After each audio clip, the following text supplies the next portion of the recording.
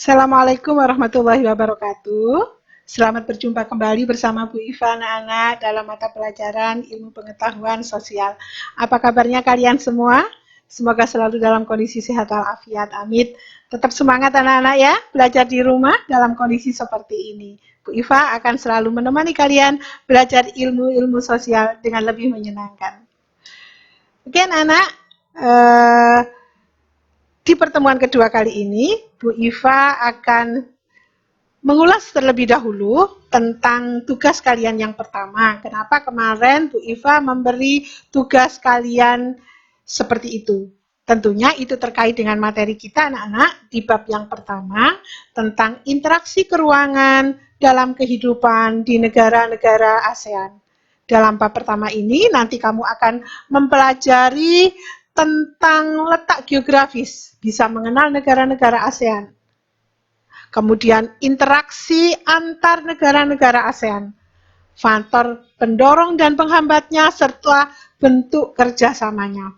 Selanjutnya yang ketiga yaitu pengaruh perubahan dan interaksi keuangan terhadap kehidupan di negara-negara ASEAN. Ada 3 poin pokok yang akan dipelajari pada bab yang pertama. Ini anak-anak, sebelum kita lebih lanjut, pertama kali kamu harus mengenal dulu negara-negara ASEAN. Ada berapa negara ASEAN? ASEAN adalah sebuah bentuk kerjasama negara yang berada di wilayah Asia Tenggara. Perlu diketahui anak-anak bahwa negara-negara yang berada di kawasan Asia Tenggara itu ada 11.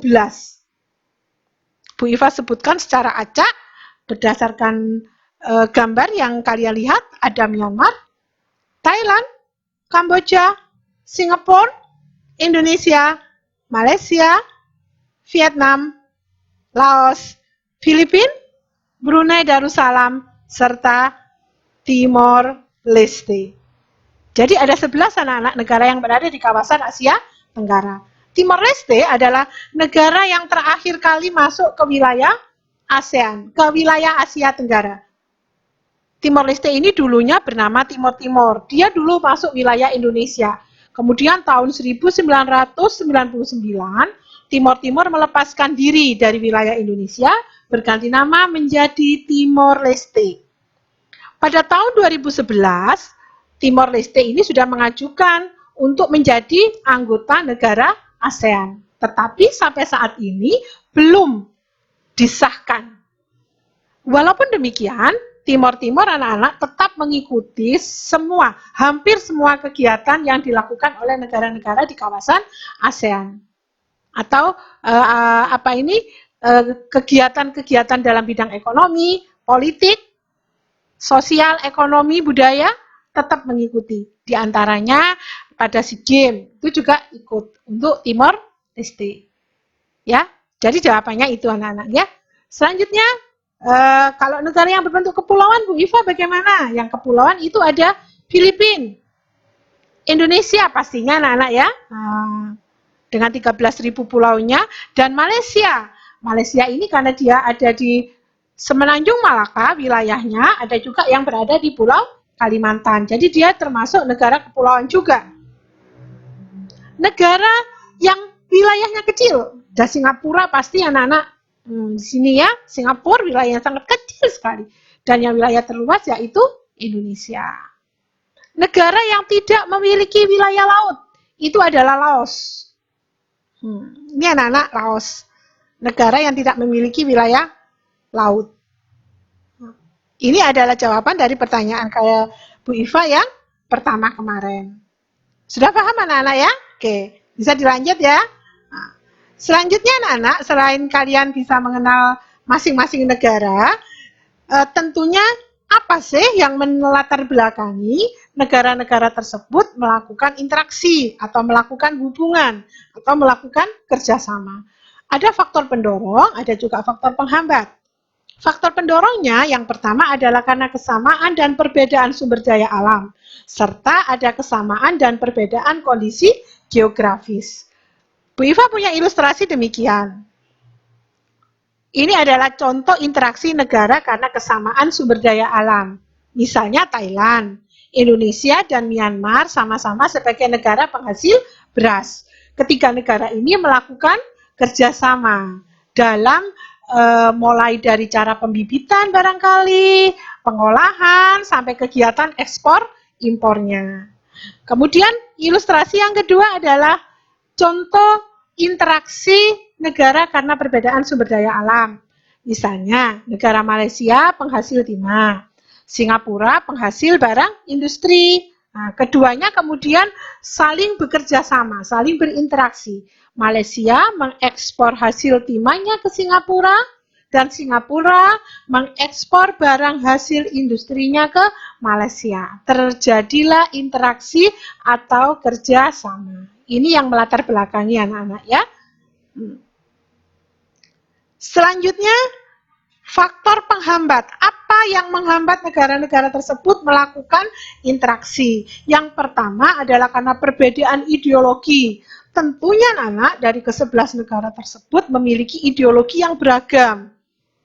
Dasar negaranya beragam, politiknya juga beragam. Nah, ini yang mendasari. Misalnya negara A tidak memperbolehkan melaksanakan kerjasama di bidang ini, negara B memperbolehkan. Itu semuanya adalah terkait dengan ideologinya. Ideologi yang dianut oleh negara tersebut.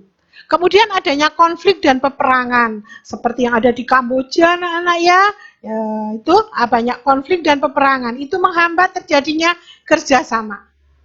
Nah, dan yang ketiga yaitu adanya kebijakan proteksi dalam negeri. Jadi ada negara-negara itu yang tidak memperbolehkan mengimpor suatu jenis barang, atau dia membatasinya, atau dia melindungi barang-barang dalam negerinya supaya tidak tersaingi oleh barang-barang dari negara lain. Ini adalah kebijakan proteksi dalam negeri. Dan yang keempat yaitu karena perbedaan kepentingan setiap negara. Tentunya jangankan negara anak-anak ya, masing-masing orang juga punya kepentingan masing-masing, dan itu juga bisa menghambat terjadinya interaksi dalam kehidupan sehari-hari.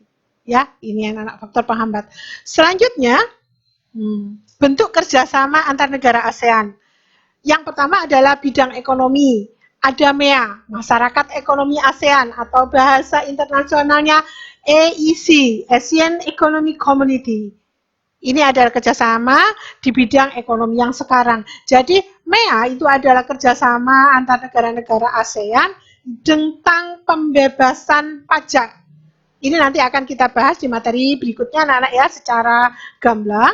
Ini hanya sekilas saja Bu Iva sampaikan. Yang kedua adalah kerjasama di bidang sosial dan budaya. ASEAN Tourist Agreement. Ini adalah kerjasama bidang pariwisata. Kemudian penyelenggaraan SEA Games, dan ada penyelenggaraan festival film ASEAN. Selanjutnya ada bidang politik dan keamanan. Ada ASEAN Convention on Counter-Terrorism, kesepakatan traktat, persahabatan, dan kerjasama di kawasan bebas senjata nuklir. Jadi di ASEAN diharapkan menjadi sebuah kawasan yang bebas senjata nuklir. Ini juga bekerjasama di bidang politik dan keamanan. Bidang pendidikan anak-anak. Nah, ini ada banyak sekali perlombaan-perlombaan bidang pengembangan ilmu pengetahuan, pendidikan, dan kebudayaan. Ini bisa dijabarkan dalam banyak kegiatan anak-anak, utamanya adalah kegiatan pengembangan ilmu pengetahuan, OSN, Olimpiade mata pelajaran di tingkat internasional, ya, dikembangkan di sini. Selanjutnya,